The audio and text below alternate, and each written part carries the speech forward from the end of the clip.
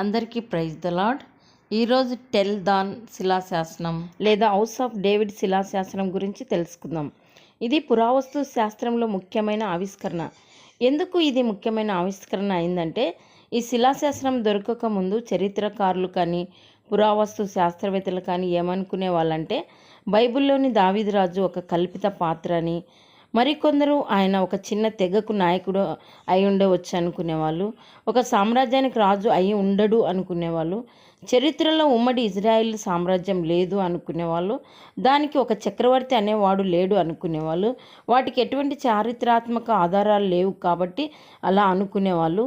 కానీ టెల్ దాన్ శిలాశాసనం దొరికిన తర్వాత బైబిల్ చారిత్రాత్మక గ్రంథంగా నిరూపించబడింది. ఇది అరామిక్ భాషలో రాయబడిన శాసనం. అరామిక్ అనే భాష హెబ్రీ భాషకు సహోదరి భాష. అందులో బసాల్ట్ అనే రాతి మీద చెక్కబడి ఉంది. అందులో స్క్రీన్ మీద కనపడినట్లు 3 శకలాలు దొరికినాయి. ఈ శాసనం క్రీస్తు పూర్వము 9వ శతాబ్దం నాటిది. ఇది 1993-1994 సంవత్సరంలో ఉత్తర ఇజ్రాయెల్లో టెల్ దాన్ అనే గ్రామంలో కనుగొనబడింది.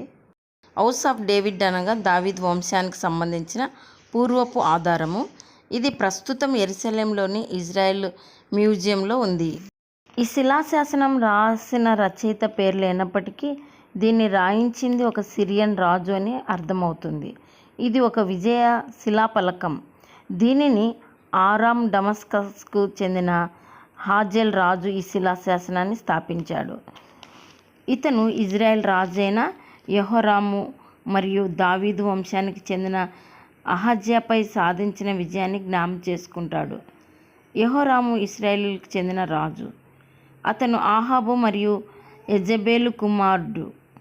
అహజ్యా యూదాకు చెందిన రాజు. ఇతడు యెహోరాము మరియు అతల్య కుమారుడు. హాజెల్ రాజు ఇశ్రాయేలీల మరియు యూదా రాజులపై విజయం సాధించినప్పటికీ ఆ ప్రాంతం తిరిగి ఇశ్రాయేలీల ఆధీనంలోకి వచ్చింది. అప్పుడు ఇశ్రాయేలీలు ఆ శిలాశాసనాన్ని పగలగొట్టారు. కాలక్రమేణా ఆ శకలాలు గోడ నిర్మాణంలో ఉపయోగించారు. దేవుని చిత్తం వల్ల సుమారు 3000 సంవత్సరాల తర్వాత ఆ శకలాలు బయటపడ్డాయి.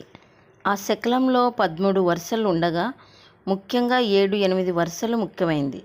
అందులో ఈ విధంగా ఉంది: నేను ఇజ్రాయేలు రాజు ఆహాబు కుమారుడైన యెహోరామును చంపి దావీదు వంశానికి చెందిన రాజు యెహోరాము కుమారుడైన అహజ్యాహును చంపెను అని రాయబడి ఉంది. దావీదు వంశావళి గురించి బైబిల్ వెలుపల ఆధారం దొరికాయి. దేవునికి మహిమ కలుగును గాక. ఆమెన్.